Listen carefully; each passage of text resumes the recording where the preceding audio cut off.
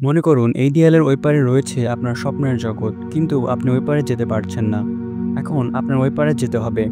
এখন এমনটা যদি হতো যে সেই বিখ্যাত হ্যারি পটারের মুভের মতো আমরা সহজে এপাশ থেকে ওপাশে যেতে পারতাম, কিন্তু বাস্তবে এরকমটা না হলেও কোয়ান্টাম মেকানিক্সে এটা একদম ইজি। কোয়ান্টাম পার্টিকেলের মধ্যে রয়েছে ইলেকট্রন, ফোটন বা প্রোটন। এগুলো সহজে আপনার এবং আপনার স্বপ্নের জগতের মধ্যবর্তী স্থানে দাঁড়িয়ে থাকা দেয়ালটি ভেদ করে সহজে যেতে পারবে, এবং এই প্রক্রিয়াটাকে বলা হয় কোয়ান্টাম টানেলিং। হ্যাঁ বন্ধুরা, আজকের ভিডিওতে মূলত এই কোয়ান্টাম টানেলিং কি, এর দ্বারা কি করা হয়, এই সমস্ত বিষয়ে আলোচনা করা হবে। আপনারা সবাই দেখছেন স্টোরি টেলিং। সম্পূর্ণ ভিডিওটি ভালো লাগলে অবশ্যই চ্যানেলটিকে সাবস্ক্রাইব করে পাশেই থাকবেন। একটি বল যদি একটি পাহাড়ের পাদদেশে থাকে এবং সেই বলটিকে যদি আমরা পাহাড়ের মাথায় উঠাতে চাই, তবে আপনাকে বল প্রয়োগ করতে হবে, এবং পর্যাপ্ত পরিমাণে বল না হলে সে বলটি পুনরায় ফিরে আসবে। বলটিকে পাহাড়ের চূড়ায় পৌঁছানোর জন্য মাস্ট বি এই পাহাড়ের বিভব শক্তি সমপরিমাণ গতিশক্তি আমাদের বলটির মধ্যে আনতে হবে। পাহাড়ের চূড়ার বিভব শক্তির চেয়ে কম পরিমাণ গতিশক্তি যদি বলটিতে দেওয়া যায়, তবে সেটি কখনোই পাহাড়ের চূড়ায় পৌঁছানো পসিবল না। অন্তত এটি ক্লাসিক্যাল ফিজিক্সের দৃষ্টিকোণ থেকে সম্ভব নয়। কিন্তু কোয়ান্টাম ফিজিক্সের ক্ষেত্রে বিষয়টা একটু ভিন্ন। এক্ষেত্রে বলটির পরিবর্তে যদি একটা ইলেকট্রন এবং পাহাড়টির পরিবর্তে যদি একটি পটেনশিয়াল ব্যারিয়ার বিবেচনা করি আমরা, এক্ষেত্রে ইলেকট্রনটি এই ব্যারিয়ারকে টপকাতে না পারলেও মাঝে মাঝে এটি আর পার হয়ে চলে যাবে। এটাকে বলা হয় কোয়ান্টাম টানেলিং। এখন কোয়ান্টাম ফিজিক্সে এবং ক্লাসিক্যাল ফিজিক্সে এই বিষয়টি কীভাবে আলোচনা করা হয়। এখন কোয়ান্টাম ফিজিক্স এবং ক্লাসিক্যাল ফিজিক্সের প্রধান একটি পার্থক্য হচ্ছে, কোয়ান্টাম ফিজিক্সে কোনো একটি বিষয় একদম নিশ্চিতভাবে বলা যায় না, এটা শুধুমাত্র একটা সম্ভাবনা বলা যায়। কিন্তু ক্লাসিক্যাল ফিজিক্সে একটি টেনিস বল কোথায় আছে তা অবশ্যই নিশ্চিতভাবে বলা যায়, কিন্তু একটা ইলেকট্রন কোথায় অবস্থান করছে তা সঠিকভাবে জানা যায় না। এই বিষয়টি আমরা জানতে পারি হাইজেনবার্গের অনিশ্চয়তা নীতি থেকে। এই নীতি অনুসারে আমরা পাই কোনো একটা পদার্থর মোমেন্টাম এবং এর পজিশন দুটি একই সাথে জানা পসিবল না। বিষয়টা এরকম না যে আমাদের কাছে উন্নত মানের কোনো প্রযুক্তি না থাকার কারণে এই সমস্যাটি হয়। এই বিষয়টাকে আপনারা বলতে পারেন প্রকৃতির একটা মৌলিক বৈশিষ্ট্য, যার কারণে কোনো একটা পদার্থের পজিশন এবং মোমেন্টাম দুটি একই সাথে জানা যায় না। এখানে যে সূত্রটি দেখতে পাচ্ছেন এটি হচ্ছে হাইজেনবার্গের অনিশ্চয়তার নীতি। এখানে ডেল এক্স হচ্ছে অবস্থানের অনিশ্চয়তা এবং ডেল পি হচ্ছে ভরবেগের অনিশ্চয়তা। এখানে ডেল এক্স এবং ডেল পি এর গুণফল অবশ্যই একটি সসীম সংখ্যার চেয়ে বড় অথবা এর সমান। এখন আপনি ডেল এক্স অর্থাৎ কোনো একটা বস্তুর যদি অবস্থান সঠিকভাবে জানতে চান, তবে সেই মানটি কিন্তু অত্যাধিক সূক্ষ্ম হবে এবং ডেল পি এর মান কিন্তু ধীরে ধীরে একদম অনিশ্চয়তার দিকে চলে যাবে। এ থেকে কিন্তু বোঝা যায় যে কোনো একটা বস্তুর অবস্থান এবং ভরবেগ দুটি একই সাথে জানা পসিবল না।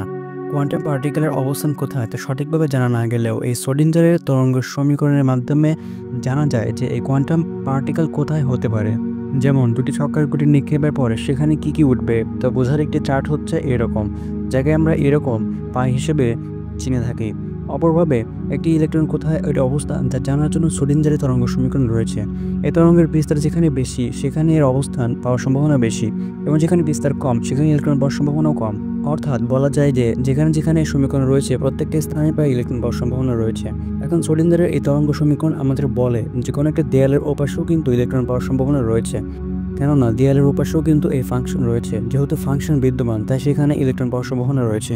এখন কোন একটা দেয়ালের ওপাশে কোয়ান্টাম পার্টিকেল পাওয়া যাবে কিনা তা নির্ভর করে সেই দেয়ালের ঘনত্ব, এর দৈর্ঘ্য এবং এই পার্টিকেলের ভরের উপরে। যাই হোক, এবার মনে করুন এই ব্যারিয়ারের এই পাশে একটি ইলেকট্রন রয়েছে, কিন্তু ইলেকট্রনটির অবস্থান কোথায় তা আমরা সঠিকভাবে জানি না, যার ফলে এখানে আমরা একটি ফাংশন বিবেচনা করতে পারি। এখন মনে করুন এই ফাংশনটির গতিশক্তি এই ব্যারিয়ারের বিভব শক্তির চেয়ে কম, যার ফলে এই ফাংশনটি যখন ব্যারিয়ারের দিকে যাবে তখন সেটি একদম বাধা পেয়ে ফিরে আসবে। এখন আপনার মনে প্রশ্ন আসতেই পারে যে এই ফাংশনটি যদি ব্যারিয়ারের কাছে বাধাপ্রাপ্ত হয়ে ফিরে আসে, তাহলে এখানে কোয়ান্টাম টানেলিং কোথায় হলো? এই প্রশ্নের উত্তর পেতে হলে আমাদের ফিরে যেতে হবে সেই স্কুল লেভেলে। এখন স্কুল লেভেলে অবশ্যই আলোর পূর্ণ অভ্যন্তরীণ প্রতিফলন সম্পর্কে পড়েছেন। এখন কোন একটি মাধ্যমে অর্থাৎ আলো যদি একদম হালকা মাধ্যম থেকে ঘন মাধ্যমে যায়, তবে আপতন কোণ যদি সংকট কোণের চেয়ে বেশি হয়, তবে আলো কিন্তু প্রথম মাধ্যমেই ফিরে যায়। কিন্তু আমাদের এইখানেই কিছুটা ভুল পড়ানো হয়েছে। এখানে পূর্ণ অভ্যন্তরীণ প্রতিফলনের ক্ষেত্রে সম্পূর্ণ আলো প্রথম মাধ্যমে ফিরে আসবে না, কিছুটা আলো বাউন্ডারি ক্রস করে দ্বিতীয় মাধ্যমে রয়ে যাবে। একে বলা হয় অ্যাভানিসেন্ট ওয়েভ। এই অ্যাভানিসেন্ট ওয়েভ খুবই দ্রুত ভ্যানিশ হয়ে যায়, যার ফলে এটাকে দেখা খুবই দুষ্প্রাপ্যকর। কিন্তু যেটুকু ওয়েভ বাউন্ডারি ক্রস করে বাইরে চলে গেছে, সেখানে যদি অন্য একটা মাধ্যম আনা যায়, তবে সেই অ্যাভানিসেন্ট ওয়েভ হালকা একটু আবার প্রতিফলিত হবে, যাকে বলা হয় ফাস্টেটেড টোটাল ইটারনাল রিফ্লেকশন। যাই হোক, এই এভানেসেন্ট ওয়েবের মতো এই ফাংশনটি যখন ব্যারিয়ারের সাথে ধাক্কা খায় তখন সম্পূর্ণ ফাংশন ফিরে আসে না, কিছুটা ফাংশন ব্যারিয়ার ওই পাশে চলে যায়। এখন যেহেতু ব্যারিয়ার ওই পাশে ফাংশন বিদ্যমান, তাই সেখানে ইলেকট্রন পাওয়ার সম্ভাবনা রয়েছে, যদিও বা এই সম্ভাবনা খুবই কম। এখানে আরেকটি কথা, ইলেকট্রনকে কিন্তু ব্যারিয়ার মাঝখানে পাওয়া যেতে পারে, কেননা ফাংশন কিন্তু ব্যারিয়ার মধ্যবর্তী স্থানেও পাওয়া যায়। এখন এই পার্টিকেল কিন্তু আমাদের শরীরের এপার ওপর দিয়েও যাওয়ার কথা, যেহেতু আমাদের সম্পূর্ণ শরীরে কোনো একটা পার্টিকেলের মাধ্যমে তৈরি হয়েছে। এখন যেহেতু কোনো একটা ইলেকট্রন টানেলিং হওয়ার বিষয়টি নির্ভর করে বস্তুটির ঘনত্ব এবং উচ্চতার উপর, সেক্ষেত্রে একটি মানুষের সম্পূর্ণ শরীরে প্রায় 10⁻28টি পরমাণু বিদ্যমান। এখন এতগুলো পরমাণুকে একসাথে ভেদ করে এবার ওপর হওয়া অর্থাৎ টানেলিং হওয়ার বিষয়টি খুবই দুষ্প্রাপ্যকর। এখন রাফলি হিসাব নিকাশ করে দেখা গিয়েছে যে এত মানুষের শরীরে কোয়ান্টাম টানেলিং হওয়ার সম্ভাবনা 10⁻14, অর্থাৎ দশমিকের পরে 39টি শূন্য এবং তারপরে 1। তাহলে বুঝতেই পারছেন যে বড় কোনো একটা বস্তুতে কোয়ান্টাম টানেলিং হওয়ার সম্ভাবনা খুবই কম, কিন্তু শূন্য নয়। তাহলে কিন্তু আপনার স্বপ্নের ওই দেশে যাওয়ার যে সম্ভাবনা এবং হ্যারি পটারে দেখানো দৃশ্যটি কিন্তু একদম অসম্ভব কিছু নয়। এটি হওয়ার সম্ভাবনা 10⁻14। এখন পার্টিকেলের ভর যত কম, এই ব্যারিয়ারের থিকনেস এবং এর দৈর্ঘ্য যত কম, এখানে টানেলিং হওয়ার সম্ভাবনা অনেক বেশি হবে।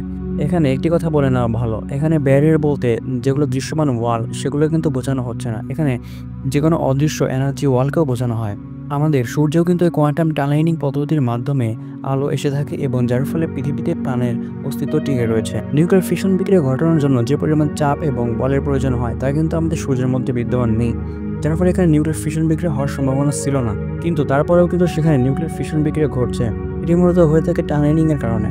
দুটি হাইড্রোজেন যখন কাছাকাছি আসে তখন এদের মধ্যে বিদ্যমান প্রোটনের কারণে এরা পরস্পরকে বিকর্ষণ করে। দুটি হাইড্রোজেন পরস্পরের সংঘর্ষ হয়ে যে একটি বিস্ফোরণ হবে তা ঘটতে পারে না, কেননা এদের মধ্যবর্তী স্থানে একটি কোলম্ব ব্যারিয়ার বিদ্যমান। ঠিক সেই সময় কিছুটা হাইড্রোজেন এই কোলম্ব ব্যারিয়ারকে একদম কোয়ান্টাম টানেলিং প্রক্রিয়ায় অতিক্রম করে এবং পরস্পরের সাথে সংঘর্ষে লিপ্ত হয়। সেই সময় উৎপন্ন হয় নিউক্লিয়ার ফিশন বিক্রিয়া। এখন আপনার মনে প্রশ্ন আসতে পারে যে কোয়ান্টাম টানেলিং হওয়ার সম্ভাবনা যেহেতু খুবই কম, তাহলে এত কম সম্ভাবনা থেকে সূর্যের মধ্যে এত শক্তি কোথা থেকে আসছে? এখানে কথা হচ্ছে যে সূর্যের মধ্যে কিন্তু বিলিয়ন হাইড্রোজেন পরমাণু আছে।